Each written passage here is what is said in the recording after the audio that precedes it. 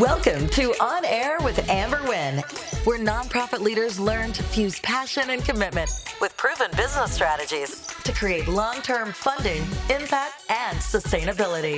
And now, here's your host and resident philanthropreneur, Amber Wynn.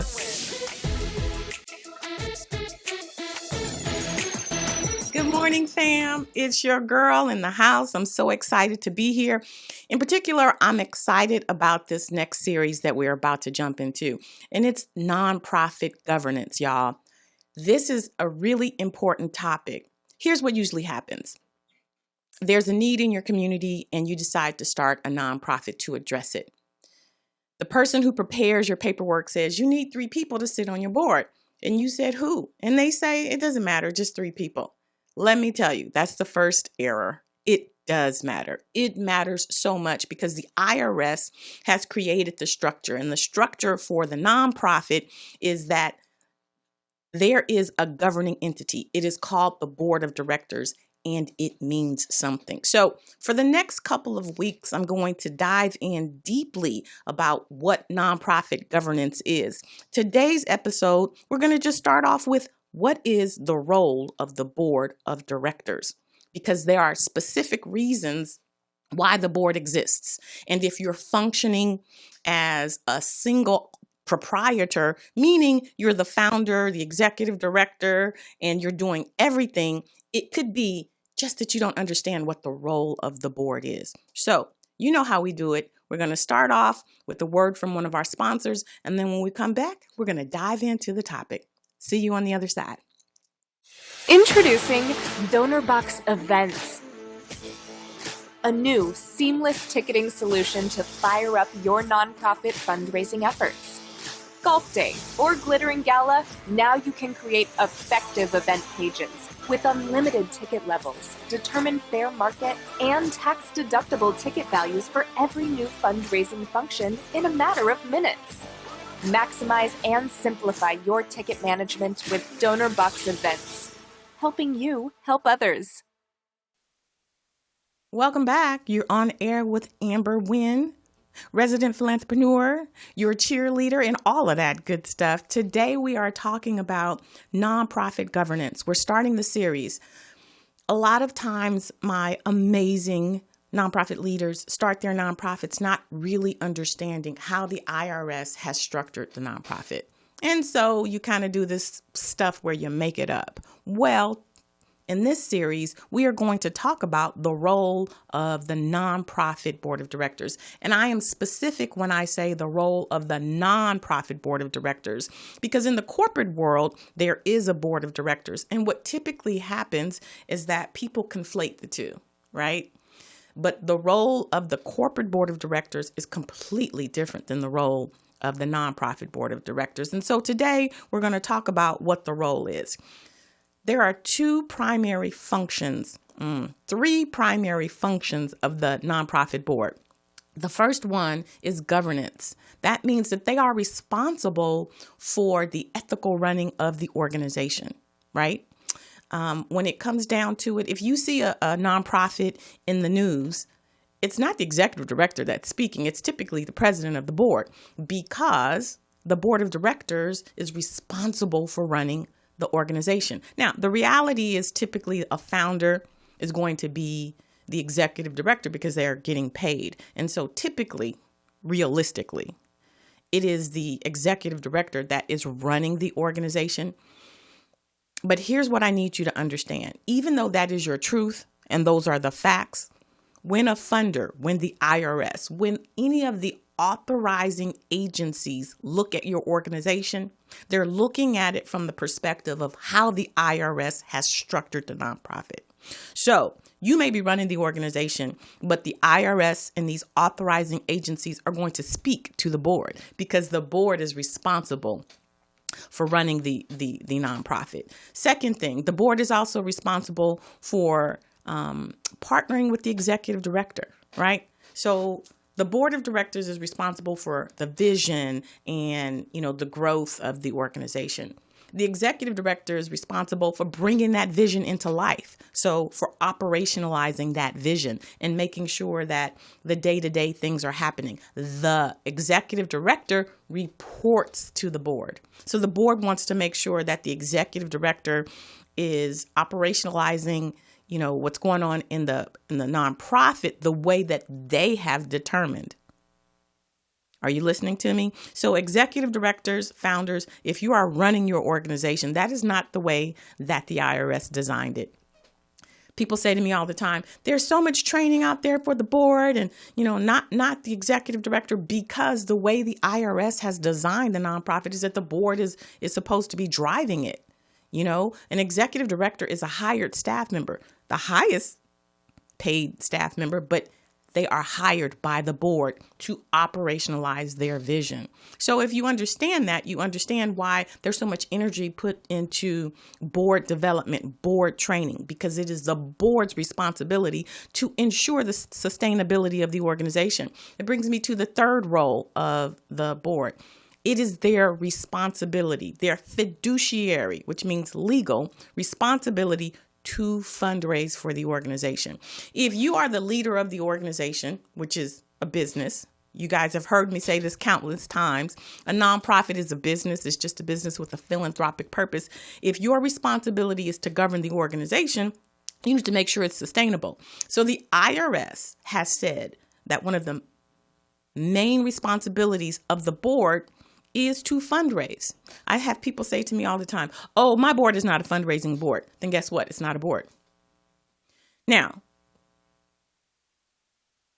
it is very common. It is very, very common for nonprofits to start off with friends and family and people that you trust because you didn't realize that the board has a function. You just wanted to get those articles of incorporation. You just wanted to get that 501c3.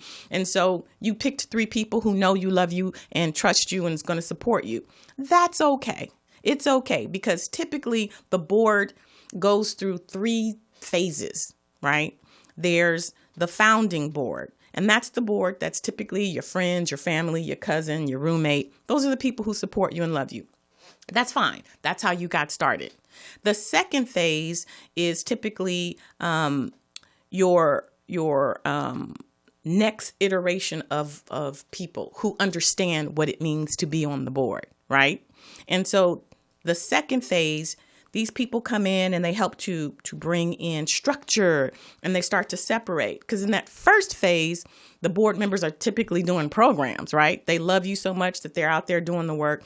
Now they've created a budget and program descriptions and there's infrastructure. And so the board is starting to separate. You've got the governing board and then you've got the paid staff. That's your second phase. The third phase, which is your institutional phase, is now you've got high-powered people who are just fundraising, being ambassadors, getting you visibility, bringing in resources. And then you have the executive director who's reporting back to the board saying, yes, we're doing everything that we're supposed to bring that vision into life. So if you are at a phase where it's still your friends and family and roommates and cousins, that's fine. What you need to know is it's time to start rotating those people off the board because they are not operating in the way that they're supposed to. They are supposed to be supporting you as the executive director and helping you to fundraise, right? If you're tired, if you're stressed out, if you're worn out because you're doing everything, it could be that you don't realize the role of the board. That's quite possible. So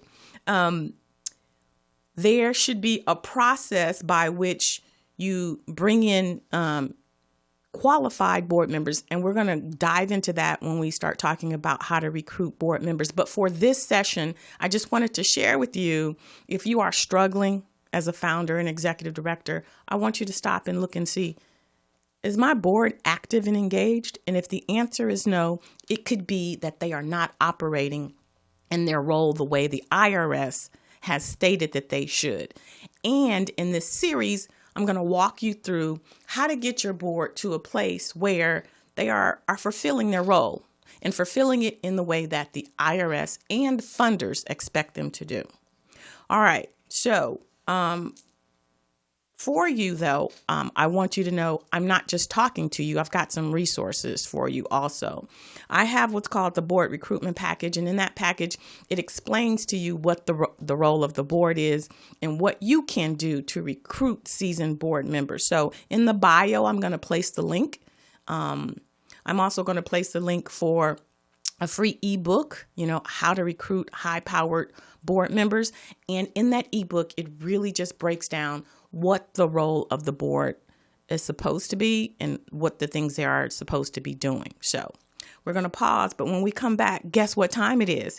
It's time for you to ask your questions of Amber. It's Ask Amber time. So when we get back, Ask Amber. This is you, and this is your business. From invoicing your first client, to your 10th client, to your 100th client. You'll need to get paid quickly.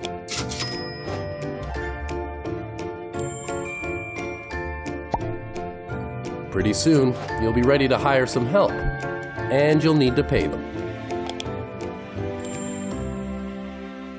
As your business grows, Wave is there to grow with you. Welcome back. You're on air with Amber Wynn, your resident philanthrepreneur. And this is the time of the episode where you get to ask your pressing questions. Y'all know I can talk. I've got 30 years of experience. I've done it all from emptying the trash to giving out money. But this is your time to specifically say, hey, Amber, I have a question. You can hit me up on all my social media, Instagram, Facebook, Twitter, my website. You can even email me at amber@amberwynn.net to ask your questions. This question is from Q from the Inland Empire. Hey, this is Q from the IE. My question is about grants. Well, it's more about the audit financial statements they ask for. We haven't been able to really submit for a lot of these grants because we don't have an audit financial statements. I looked into it. They're expensive. An accountant quoted $5,000 to do it, and we haven't really raised a lot of money. We got about $15,000 to $20,000 last year. My question is, are there any resources out there for nonprofits to cover the cost of an audit financial report? Thanks. Hey, Q from the IE. Great question. First of all, we're going to have to back up a couple of steps. You said that your organization only raised between $15,000 to $20,000. Nonprofits, that's considered a small nonprofit. Nonprofits are not required to submit audited financial statements if your revenue is under $50,000. So one of two things: either you don't qualify for that grant because your budget is too small, or you need to wait until you generate more revenue. If they're asking for audited statements, then that means that they expect that you're generating more than $50,000. That's the first thing. The second thing is, no, there are not resources out there to help nonprofits cover the cost of an audited financial statement. Why? Because a nonprofit is a business, and audited financial statements is a business expense. It's like if, as a consultant, I would say, well, are there, resources out there to help me hire an accountant to do my accounting? No, that's the responsibility of the owner. So if you go to someone, a funder, and say, hey, I need you to give me a check to do the audited financial statements, they're going to look at you like you're crazy, because that is your responsibility. I back that up. That is your board's responsibility to ensure that the business of the organization is being handled. And an audited financial statement, the purpose of the audited financial statement is to show a funder that your organization is operating in a legal and ethical manner, right? So you have a certified public accountant who is independent. They're going to go through all of your financials, so your transactions, your bank accounts, your bank statements, all of that. And they are going to confirm, validate, verify, and say, this organization is operating according to the IRS, according to the general accepted accounting practices, and I verify it. Like I'm putting I'm putting my credibility on the line. I've gone through all of their documents and I can state that. It's called them making a statement affirming that you're doing what you're supposed to do ethically. So that's like when a person goes and get their taxes done, right? There's nobody that's going to give you money for that. That's a business expense. So 2 things. Under $50,000, you're not required to have audited financial statements. You can ask for something that's called a review. And the review is going to give you the state of your finances, but it does not come with an opinion of a CPA. So it's going to tell you what you need to get fixed. It's going to cost you half the amount of an audited financial statement, but you don't get the opinion, and that's what a funder wants. The other thing besides the review is a compilation, and the compilation pretty much does the same thing, but it's like 1/3 of the cost. But a funder is going to want the CPA to audit your financial statements. The other 2 things will just show you what you're missing and what you need. All right, Q, thank you so much for your question. And family, if you guys have questions, that was a good question. Feel free to hit me up on my social media and let me know what your questions are, because I'm here to support you and I can talk all day long. But if I'm not helping you, if I'm not addressing the questions that you have, then why am I here? All right. So now we're going to move on to, as you know, my favorite time of the episode. Y'all be working hard. I mean, grinding, doing the thing. And sometimes you need to pause and toot your horn. I'm going to toot your horn. In this part of the episode, it's called the Nonprofit Spotlight. I share with my listeners amazing work being done by amazing people. Today, I'm focusing the light on Jewish Big Brothers, Big Sisters of Los Angeles. The mission of Jewish Big Brothers, Big Sisters of Los Angeles is to assist youth in achieving their full potential through innovative, impactful program. They assist youth in achieving their full potential through mentoring, Camp Bob Waldorf, College Access, and Teen Talk app. Let's take a look.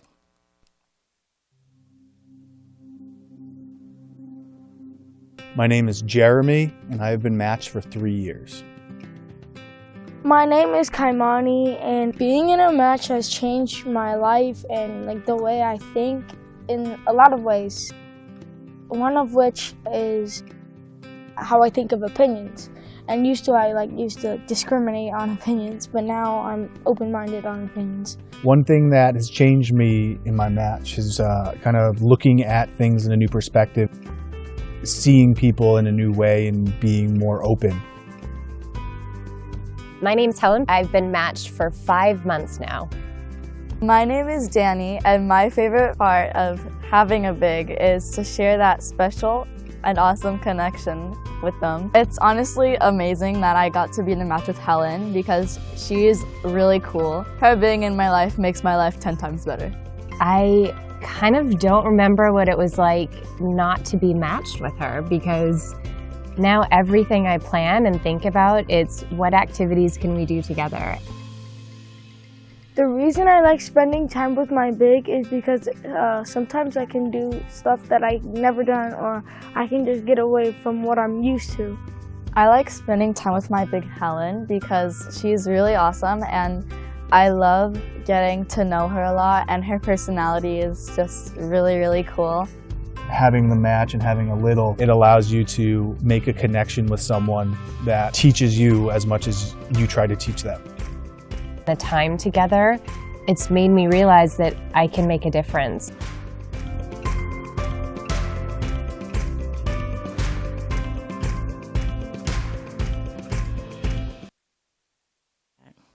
So if you guys are interested in supporting the Jewish Big Brothers, Big Sisters of Los Angeles, if you're interested in a match, being a mentor, or if you have a child that needs a mentor, check them out at www.jbbbsla.org. Yay! All right, let's keep it pushing, you guys. Next up is the Mindset Minute. And it's me having just a few minutes, a minute, to talk to you about what's on my mind. Today, I want to talk to you a little bit more about the board.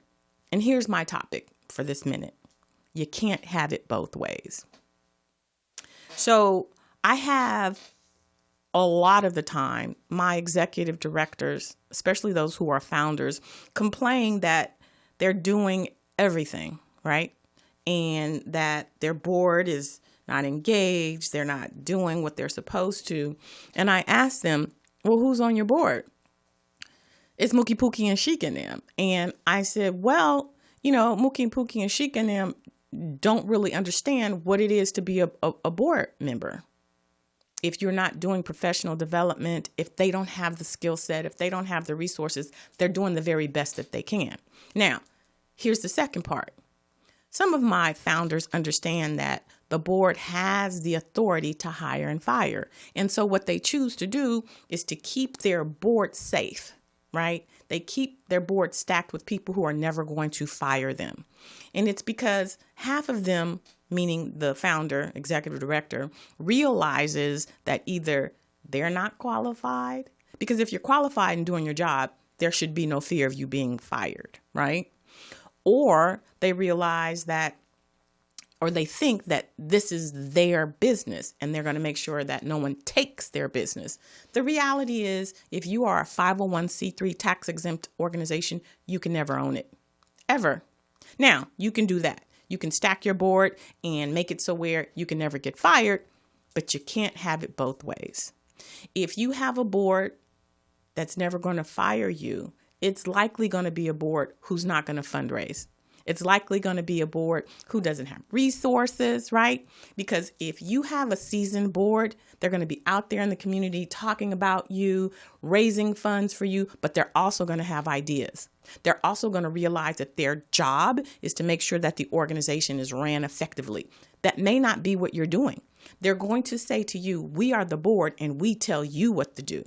So you're either going to get one or the other. You're going to have a board that's not going to fire you, or you're going to have a board that's about it and is going to bring in the resources, but they're going to do their job, which is to tell you if you're not doing your job. So for this mindset minute, I want you to sit and think. You have the ability to increase your knowledge, to increase your skills, and to be an executive director that any board would be proud to support. If you don't have the skill set, don't let that stop you. This is what you say to your board. I started this organization because I am committed to my community. I have some shortcomings, and so I need to grow. And you tell them you're going to grow. You're going to participate in trainings. You're going to do workshops. You're going to do what you need to do to grow. And if you're open and your board understands that, they're going to support that growth. But don't get stuck in your fear. Don't get stuck in wondering if your board is going to fire you. Step up to the plate, increase your skill set, increase your knowledge, and be in partnership with your board and grow your board, because you don't want to be overwhelmed doing everything. That's my mindset minute, and that's it for this episode of the series Nonprofit Governance. I will see you next week where we continue this conversation, but until then, be sure to take care of yourself like you take care of your community. We'll see you next time. Thanks for listening. If you enjoyed this episode, subscribe and leave a review on iTunes. Head over to www.amberwynn.net/podcast for the links and resources mentioned in today's podcast. See you next time.